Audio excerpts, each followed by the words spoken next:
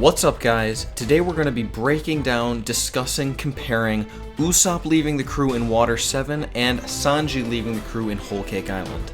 I've noticed a lot of people who don't like Sanji get really salty about this, how, Usopp left the crew and then he wasn't allowed to come back, and Sanji leaves the crew and even goes as far as to fuck Luffy up, yet Luffy is begging him to come back anyway. While I can see how that might at first glance seem kind of unfair, it's a lot more complicated of a situation than that, and I'd like to break it down. So first of all, with how they started doing this, Usopp disagreed with the decision that Luffy made as the captain, and then on a whim just declared he had to fight Luffy, and if he won, then he got to take the Mary, and if not, then you know what happened. And the reason I say that it's on a whim is because when it comes to Luffy and Usopp, there was absolutely no question who was going to win. It wouldn't even be close, obviously. Luffy wasn't even really trying to hurt Usopp. It was only once he got really pissed that he just one-shotted him pretty much. I mean, it was never going to be close at any point. And it's not like this came as a surprise to anyone. Before the fight even started, all the other crew members were like, what are you talking about? You don't stand a chance. And Usopp knew that as well, but that's the thing. Because he knew this and did it anyway, he just did it on a whim. He was doing it to prove a point. This goes for the real world and most certainly the One Piece world. It's not a smart idea to start fights with friends on a whim. So Sanji went about this in obviously a much better manner.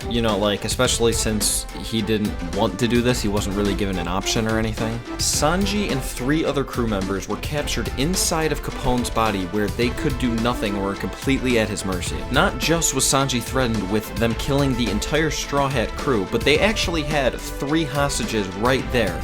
So he was quite in a pickle there. When he did finally accept the invitation, he managed to get the 3 of them to escape, so it's not like he just was being a complete asshole like Usopp at all. When he left the crew, it was 100% for the sake of the crew and had nothing to do with personal desires. He didn't even know that they were targeting his dad guy. My point here can pretty much boil down to that Usopp did this for entirely selfish reasons, and Sanji for the complete opposite, totally for the sake of the crew. Although it starts out very well for Sanji in comparison to Usopp, I think things go completely opposite between the two of them, where Usopp starts off really looking bad, but then gets better as the arc goes on, and Sanji starts off completely justified and makes sense, and then he just keeps kind of going downhill. Usopp goes on to take the Mary and try desperately to fix it up. Franky tells him that that's not possible, and he gets really sad and does a lot of crying and whining, and it's whatever, I guess. I mean, he's not really negatively affecting the crew at this point. Sanji went on to reunite with his brothers and the rest of the Vinsmoke army and kind of goes down this spiral. He meets them again, and just as he did before, he still hates them, but with so many opportunities for some reason, he decides to not kill them. Even though he is completely capable, except for maybe the exception of Judge, but I still really don't think that he'd actually lose to him in a full-out battle.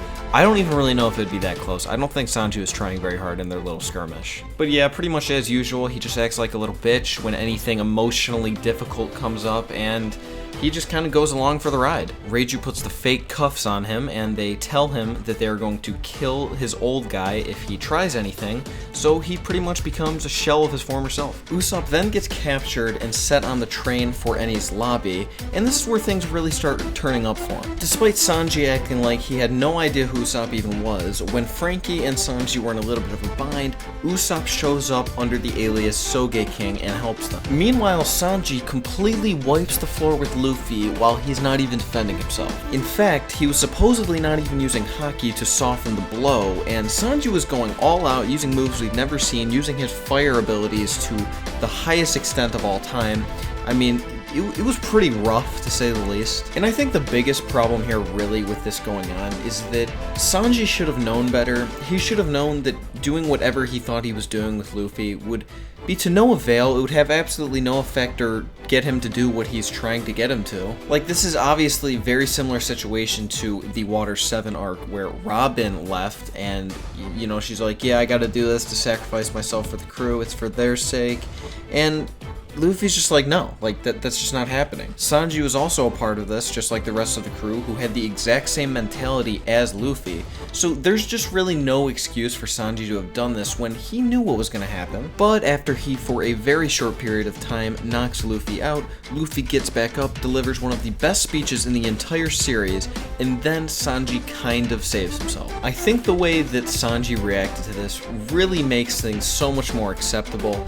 If he would have just had the same attitude as he did during the fight as he did after Luffy was giving the speech, it would have been kind of a pretty big problem. Like, he really just didn't give a fuck. But I mean, he was like really breaking down crying. I mean, I thought it was quite well done how they got this to happen. So it seemed to make more sense, I guess. The difference I see in Robin leaving and Sanji leaving after this is that Robin did it more as like a calculated plan. Like, she in her mind knew that this was gonna work. She would just separate herself from the Straw Hats and they would just move on. Where Sanji, he knew better, but at the same time, it was just an act of desperation where he felt like he had no other choice. But yeah, I think that's a really important part to remember and analyze with the Sanji situation.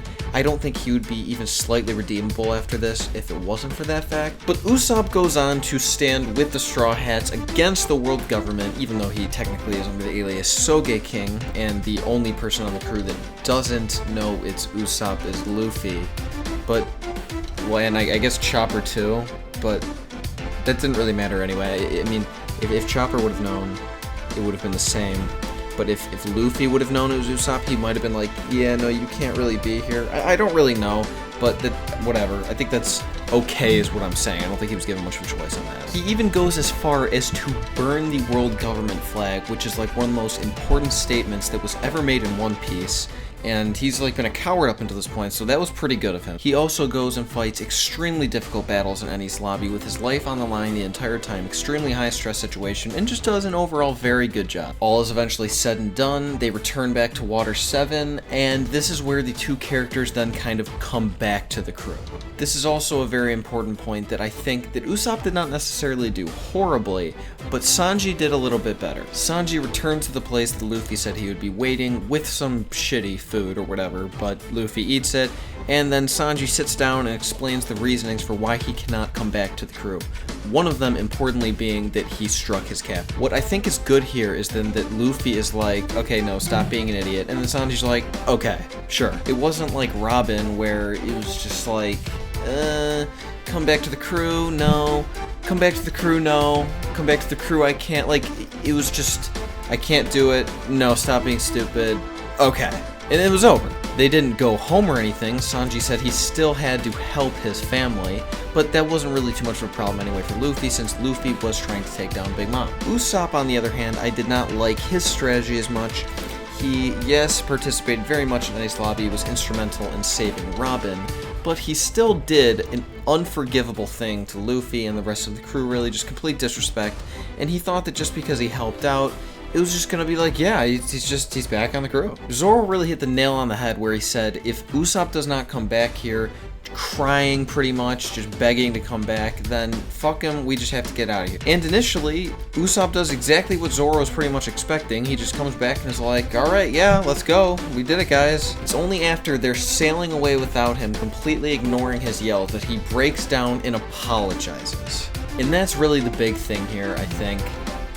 I mean, although there are some things that are completely unforgivable, a lot of the time on a first offense, if someone does very sincerely apologize, then a second chance is pretty reasonable, especially like in this case when Usopp did a lot of good up until this point. I didn't think at all that it was too cheesy or anything that they let him back in so easily, because it wasn't that easy. I mean, it is hard to apologize, especially in a situation like that where you lose in a duel, you completely lost out on your conviction to keep the Mary alive, and even Zoro seemed quite content, who was completely against the idea at first, so I thought it was reasonable. So pretty much to sum everything up, I don't think that either of them were really so bad for leaving at the times that they did. I mean, Usopp was probably a little worse originally, got better at the end. Sanji started off good, got bad, but I think it all was fine when everything was said. I don't really think one needs to be so much worse than the other. It's just kind of shit that happened. So yeah, that's pretty much it for this topic. If you enjoyed this video, remember to give it a thumbs up and subscribe if you haven't already. Leave me a comment letting me know who you think was worse, Sanji, Usopp, who did it better, who did worse things overall, whatever. As usual, also leave comments letting me know future ideas for videos that you guys would like me to make, just theories, this person versus this person, all that normal stuff. Thank you very much for watching until the end, and I will see you guys on Friday with the Dofi video.